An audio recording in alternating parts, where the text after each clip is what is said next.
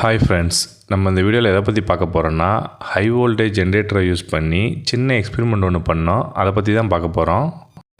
இந்த எக்ஸ்பெரிமெண்ட்டுக்கு என்னென்ன தேவைன்னு பார்த்தீங்கன்னா, ஹை வோல்டேஜ் ஜென்ரேட்டர் ஒன்று, 3.7 வோல்ட் பேட்டரி ஒன்று, அதை சார்ஜ் பண்ணுறதுக்கு சார்ஜிங் மாடியூல் ஒன்று, ஒரு புஷ் பட்டன் ஒன்று, ஒரு ஆன் ஆஃப் சுவிட்ச் ஒன்று. இந்த ரெண்டையும் சேர்த்து வச்சு பார்த்தா வித்து எவ்வளோ வருதுன்னு பார்த்தீங்கன்னா 5 சென்டிமீட்டர் இருக்குது. ஹைட்டு பார்த்தீங்கன்னா 7 சென்டிமீட்டர் இருக்குது. இந்த ஹைட்டில் வந்து நீங்கள் புஷ் பட்டனே ஆட் பண்ணிக்கணும். அப்புறம் அந்த பிவிசி குழாயை ஹீட் பண்ணி இந்த மாதிரி ஷீட் மாதிரி ரெடி பண்ணிக்கோங்க. அந்த ஷீட்டில் நம்ம மெஷர் பண்ண அளவை வச்சு இந்த மாதிரி பீசஸ் கட் பண்ணிக்கோங்க. இதை வச்சு தான் நம்ம பாக்ஸ் செய்ய போகிறோம். இதில் செகண்ட் ஸ்டெப் என்னென்னு பார்த்தீங்கன்னா, ஃப்ளெக்ஸ் குயிக்கை யூஸ் பண்ணி இந்த 3 பீஸை இந்த மாதிரி ஒட்டிக்கிட்டேன். இது ஒட்டினதுக்கப்புறம் இதுக்கு மேலே உள்ள பீஸை ரெடி பண்ணுறதுக்கு இந்த புஷ் பட்டனோட சைஸை மெஷர் பண்ணிக்கணும். இதில் உள்ள நட்டு இருக்குது பார்த்தீங்களா, அதை கழட்டி பார்த்தீங்கன்னா அது 2 சென்டிமீட்டர் வந்துச்சு. அந்த நட்டை யூஸ் பண்ணி எனக்கு புஷ் பட்டன் வந்து எனக்கு மேலே வரணுன்னு தான் நான் பிளான் பண்ணியிருந்தேன். அதனால் மேலே மார்க் பண்ணிக்கிட்டேன். மேலே புஷ் பட்டன் இருந்தால் தான் நம்மளுக்கு அதை ப்ரெஸ் பண்ணும்போது நம்மளுக்கு கொஞ்சம் ஈஸியாக இருக்கும். அதுக்காண்டி தான் அப்படி மேலே மார்க் பண்ணேன். மார்க் பண்ண பிளேஸை ஹோல்ஸ் போட்டதுக்கப்புறம் புஷ் பட்டனை செட் பண்ணி பார்த்தேன் கரெக்டாக மேட்ச் ஆகுதான்னு. அது எக்ஸாக்ட்லி கரெக்டாகவே மேட்ச் ஆகிக்கிடுச்சு. அப்புறம் அந்த பாக்ஸுக்கு கீழே உள்ள பீஸில் பார்த்தீங்கன்னா நான் ஒரு சார்ஜிங் மாடியூலும் ஆன் ஆஃப் சுவிட்சும் வர மாதிரி பிளான் பண்ணியிருந்தேன். அதுக்காக இந்த மாதிரி மார்க் பண்ணியிருக்கிறேன். இப்போ பார்த்தீங்கன்னா அந்த மார்க் பண்ண பிளேஸை வந்து கட் அவுட் எடுக்கணும். அதுக்கு எப்படி கட் அவுட் எடுக்கலான்னு பார்த்தீங்கன்னா, சால்ட்ரிங் அயன் என்கிட்ட இருந்துச்சு. அதில் வந்து அந்த ஊக்கை இந்த மாதிரி வச்சு அதை ஹீட் பண்ணி கட் அவுட் எடுக்கலான்னு பிளான் பண்ணி கட் அவுட் எடுத்தேன். இப்போ நம்ம சால்ட்ரிங் யூஸ் பண்ணி கட் அவுட் நல்லா நீட்டாகவே எடுத்தாச்சு. இப்போ அந்த கட் அவுட் எடுத்த பிளேஸில் ஆன் ஆஃப் சுவிட்சையும் சார்ஜிங் மாடியூலையும் பேஸ்ட்டை யூஸ் பண்ணி நல்லா டைட்டாக ஒட்டிட்டேன். சார்ஜிங் மாடியூல் வந்து அசையாமல் இருக்க குட்டி பிவிசி பைப்பை வந்து எல் ஷேப்பில் பெண்ட் பண்ணி பேஸ்ட்டை வச்சு ஒட்டியிருக்கேன். இப்போ ஃப்ரண்ட்டில் வர அந்த புஷ் பட்டன் ஷீட்டை வந்து நல்லா பேஸ்ட்டை யூஸ் பண்ணி க்ளோஸ் பண்ணிட்டேன். இப்போது கீழே உள்ள சீட்டை வந்து நான் க்ளோஸ் பண்ண போகிறேன். அதுக்கு முன்னாடி நம்ம என்ன பண்ணணும்னு பார்த்தீங்கன்னா, ஒயரிங் கனெக்ஷன் மெயினாக தெளிவாக கொடுத்துடணும். இல்லை அப்படின்னா ஒட்டிட்டேன்னா திரும்ப பிச்சு எடுத்துக்கிட்டு இருக்க முடியாது.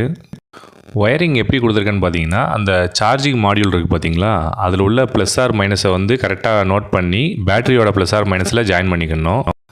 அப்புறம் ஹை வோல்டேஜ் ஜென்ரேட்டரில் வந்து 2 ஒயர் கீழே வரும். ரெட்டு க்ரீன் வரும். க்ரீன் பார்த்தீங்கன்னா நெகட்டிவ், ரெட்டு பார்த்தீங்கன்னா பாசிட்டிவ். அதில் அந்த க்ரீனை எடுத்து டைரெக்டாக பேட்டரியோட நெகட்டிவில் கொடுத்துடலாம். இப்போ சுவிட்சுக்கு கனெக்ஷன் எப்படி பார்த்தீங்கன்னா, பேட்டரியோட ப்ளஸ்லேருந்து ஒரே ஒரு ஒயர் எடுத்து சுவிட்சோட நடு பாயிண்டில் கொடுத்துக்கணும். இன்னொரு பாயிண்ட்லேருந்து ஒரு ஒயர் எடுத்து தனியாக நிப்பாட்டி வச்சுக்கணும். எதுக்காண்டி இப்படி கொடுக்குறோன்னா, அப்போனா தான் சுவிட்சை ஆன் பண்ணால் மட்டும்தான் பவர் வரும். ஆஃபில் இருந்தால் பவர் வராது. அப்புறம் சுவிட்சிலேருந்து தனியாக ஒரு ஒயர் இருக்குது பார்த்தீங்களா, அதையும் அப்புறம் ஹை வோல்டேஜ் ஜென்ரேட்டர் இருக்குது பார்த்தீங்களா, அதில் உள்ள ரெட் கலர் ஒயர் இருக்குல்ல, பாசிட்டிவ் ஒயர், அந்த ரெண்டையும் சேர்த்து இந்த புஷ் பட்டனில் கொடுத்துடணும். இப்படி நீங்கள் பண்ணால் தான் சுவிட்சை ஆன் பண்ணும்போது மட்டும் பவர் வரும். இப்போ இந்த புஷ் பட்டன்லேயும் அந்த 2 ஒயரையும் சால்ட்ரிங் பண்ணியாச்சு. இதை உள்ளே வச்சு க்ளோஸ் பண்ணிடலாம். இப்போ பார்த்தீங்கன்னா கிட்டத்தட்ட 90% ஒயரிங் வேலை முடிஞ்சுது. அதனால் கீழே உள்ள சீட்டை வந்து பேஸ்ட்டு போட்டு ஒட்டிட்டேன். மேலே இருக்கிற அந்த 2 ஒயர் பார்த்தீங்க அப்படின்னா அதுலேருந்து தான் ஹை வோல்டேஜ் ஸ்பார்க் வரும். அதனால் மட்டும் அது மேலே வச்சுருக்கிறேன். அது மேலே உள்ள சீட்டை க்ளோஸ் பண்ணும்போது கவர் பண்ணிடலாம். இப்போ இந்த பேட்டரியும் சுவிட்சோட டெர்மினல் எதுவும் ஷார்ட் ஆகாமல் இருக்கிறதுக்காண்டி க்ளூ அப்ளை பண்ணி ஒட்டிட்டேன். மேலே உள்ள ஷீட்டில் இந்த மாதிரி 2 ஹோல்ஸ் போட்டுக்கணும். அது எதுக்காண்டி போடுறோம் அப்படின்னா, இந்த 2 எல் ஷேப் கம்பியும் அதுக்குள்ளே இன்சர்ட் பண்ணணும். அதுக்காண்டி தான் அந்த ஹோல்ஸு. மேலே உள்ள அந்த 2 ஒயரை இந்த கம்பியில் சால்ட்ரிங் பண்ணிக்கிட்டேன். இதான் ஹை வோல்டேஜ் ஒயரு. சால்ட்ரிங் பண்ணதுக்கப்புறம் அந்த கம்பியை அந்த ஷீட்டில் ஹோல்ஸ் போட்டிருந்தோம் பார்த்தீங்களா, அதுக்குள்ளே விட்டு பேஸ்ட்டை யூஸ் பண்ணி அந்த ஷீட்டோடு சேர்த்து ஒட்டிட்டேன். இப்போ இந்த கம்பியை கவர் பண்ணுறதுக்கு என்கிட்ட ஹீட்டிங் ஸ்லீவ் இருந்துச்சு. அதை யூஸ் பண்ணி இந்த முக்கால்வாசி கவர் ஆகிற மாதிரி ஹீட் பண்ணி ஒட்டிட்டேன். இப்போ கிட்டத்தட்ட கம்ப்ளீட்டாக வேலை முடிஞ்சது. இப்போ அந்த பாக்ஸை சுற்றி என்கிட்ட உள்ள மார்க்கரை யூஸ் பண்ணி சுற்றி கலரிங் பண்ணிக்கிட்டேன். ஆனால் ஃப்ரெண்ட்ஸ், இது வெரி டேஞ்சர் எக்யூப்மெண்ட். தயவு செஞ்சு உங்கள் ஃப்ரெண்ட்ஸ் மேலே அடித்து காட்ட போகிறேன் அப்படின்னு சொல்லி யார் மேலேயும் யூஸ் பண்ணாதீங்க. இது ரொம்ப டேஞ்சர். சிவியராக கரண்ட் ஷாக் ஆகும். இந்த ஹை வோல்டேஜ் ஜென்ரேட்டரை பற்றி உங்களுக்கு தெரிஞ்சுக்கணுங்கிறதுக்காண்டி தான் அந்த எக்ஸ்பெரிமெண்ட்டே பண்ணேன். தயவு செஞ்சு இதை யூஸ் பண்ணாதீங்க. இப்போ பவரை ஆன் பண்ணி செக் பண்ணி பார்க்கலாம். ஃப்ரெண்ட்ஸ், திரும்பவும் சொல்கிறேன், இது ரொம்ப டேஞ்சரு. விளையாட்டாக யூஸ் பண்ணாதீங்க. இது ஒரு சயின்ஸ் எக்ஸ்பெரிமெண்ட்டுக்காண்டி தான் நானே இதை ரெடி பண்ணேன். இல்லைட்டா நானே இதை யூஸ் பண்ண மாட்டேன். ஏன்னா வோல்டேஜ் பார்த்திங்கன்னா அவ்வளோ ஹெவியாக வருது ஸ்பார்க் பார்த்திங்கன்னா.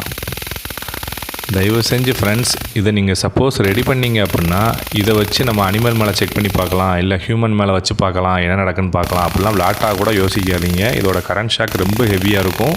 அதனால தான் நான் திரும்ப சொல்கிறேன். சின்ன ஸ்பார்க் மாதிரி தானே வருது, ஒன் டைம் தொட்டு பார்க்கலாம், லைட்டாக தொட்டு பார்க்கலாம் அப்படிலாம் நீங்கள் நினச்சி கூட தொட்டு பார்க்காதீங்க தயவு செஞ்சு. ஏன்னா அதோட வோல்டேஜ் ரேஞ்சு பார்த்திங்கன்னா ரொம்ப ஹெவியாக இருக்குது. இதோட ஹை வோல்டேஜை பற்றி நான் சொல்லணும்னு தேவையே இல்லை. வீடியோவில் நீங்கள் பார்த்தாலே தெரியுது ஸ்பார்க் எந்த லெவலில் க்ரியேட் ஆகுதுன்னு பாருங்கள். இது நான் வீடியோவில் என்னால் ஃபுல்லாக கேப்சர் பண்ண முடியல, கேமராவால் கேப்சர் பண்ண முடியல, லைட்டாக தான் கேப்சர் பண்ணுது. கண்டினியூஸாக ஸ்பார்க் வந்துக்கிட்டே தான் இருக்குது. தயவு செஞ்சு இந்த எக்ஸ்பெரிமெண்ட்டை செஞ்சு பார்க்காதீங்க. சப்போஸ் நீங்கள் செய்யணும்னு ஆசைப்பட்டாலும் வீட்டில் சின்ன பசங்க இருந்தால் அவங்க கையில் தயவு செஞ்சு கொடுத்துடாதீங்க. ஏன்னா இதுலேருந்து வர வோல்டேஜ் ரொம்ப ஹெவிங்கிறதுனால சின்ன பசங்களுக்கு தெரியாது, அது தொட்டு பார்த்துருவாங்க. அதனால தான் சொல்கிறேன், நீங்கள் செஞ்சீங்கன்னா நீங்களே உடச்சி போட்டுருங்க அது. அதுக்கப்புறம் இது எங்கே யூஸ் பண்ணுவாங்கன்னு பார்த்தீங்க அப்படின்னா, சர்க்யூட்டில் எங்கேயாவது ஹை வோல்டேஜ் தேவைப்படுது அப்படின்னா அந்த இடத்துல இந்த எக்யூப்மெண்ட்டை யூஸ் பண்ணுவாங்க. நீங்கள் காமனாக பார்த்துருப்பீங்க, கொசு அடிக்கிற பேட்லாம் பார்த்தீங்கன்னா இந்த மாதிரி தான் ஸ்பார்க் வரும், அதுலேயும் யூஸ் பண்ணுவாங்க இந்த மாதிரி. இது எவ்வளோ டேஞ்சர்னு இந்த வீடியோவில் காட்டுறேன் பாருங்கள். இது ஒரு எல்இடி பல்பு, அதை ஆன் பண்ணுறதுக்கு 230 வோல்ட் தேவைப்படும். ஆனால் நீங்கள் இதை வச்சு நீங்கள் பவர் கொடுத்தீங்க அப்படின்னா ஒரு எல்இடி பல்பே ஆன் ஆகுது. அப்போ எவ்வளோ வோல்டேஜ் அதிலேருந்து வருதுன்னு பார்த்துக்கோங்க. ஓகே ஃப்ரெண்ட்ஸ், நம்ம சேனலில் கொடுக்குற இன்ஃபர்மேஷன் எல்லாமே உங்களுக்கு யூஸ் ஆச்சு அப்படின்னா நம்ம சேனலுக்கு மறக்காமல் லைக் அண்ட் சப்ஸ்கிரைப் பண்ணுங்கள். தேங்க்யூ ஃபார் வாட்சிங்.